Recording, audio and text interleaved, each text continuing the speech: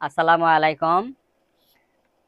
আজকে আপনাদের জন্য শীতের শুরুতেই সুসংবাদ নিয়ে আসলাম। লবঙ্গ।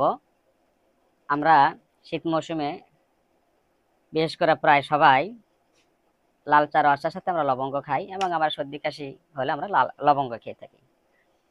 তো ইউনানি ভাষায় হলো করণফুল, বাংলাতে বলা হয় লবঙ্গ, আরবিতে বলা হয় করণফুল, ফার্সিতে বলা হয় শ্বেতক, উর্দুতে বলা হয় লং, হিন্দিতে বলা হয় লঙ্গ।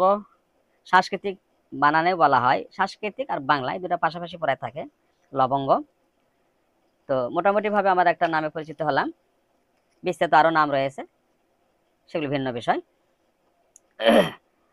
তো মূল বিষয় হলো মাত্রা।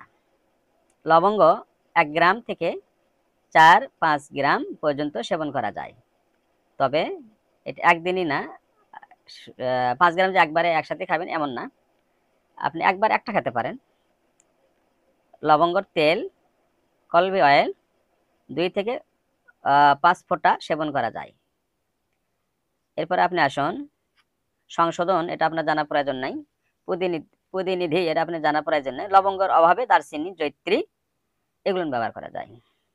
বিশেষ ক্রিয়া।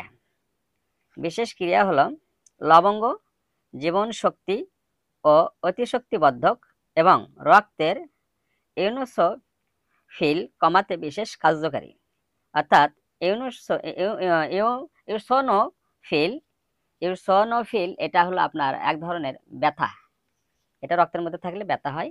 এটা বিস্তারিত ব্যাখ্যা, ওই যে উপকারিতার যে বিস্তারিত, এটা আমার ওই ভিডিওর উপরে উক্ত লেখা থাকবে, ওটা পড়ে নেবেন আপনারা। আমি শুধু বললাম মাত্রা বললাম, এরপর আপনি বিশেষ ক্রিয়া বললাম, প্রতিক্রিয়া, পার্শ্ব প্রতিক্রিয়া।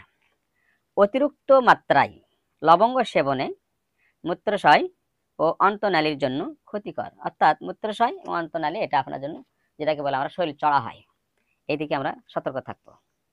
তারপর একটা বিশেষ, প্রত্যেকটা ওষুধের একটা বিশেষ গুণ থাকে, হয়তো অনেকে পড়তেও চাবেন না, এটা একটু বলেই দিই। সেটা হলো এই যে 1 থেকে 2 গ্রাম লবঙ্গ পিষে দুধ কিছুদিন সেবনে কাম উত্তেজনা বৃদ্ধি পায়, এটা মনে রাখবেন। লবঙ্গ বিষনাশক, মনে রাখবেন। তো আবারও বলছি, লবঙ্গ বেশি পরিমাণ খেলে শরীর চড়া হয়, এটা আমরা খাবো না, সতর্ক থাকবো। বিস্তারিত উপকারিতা উক্ত লেখাটা আসুন পড়ি।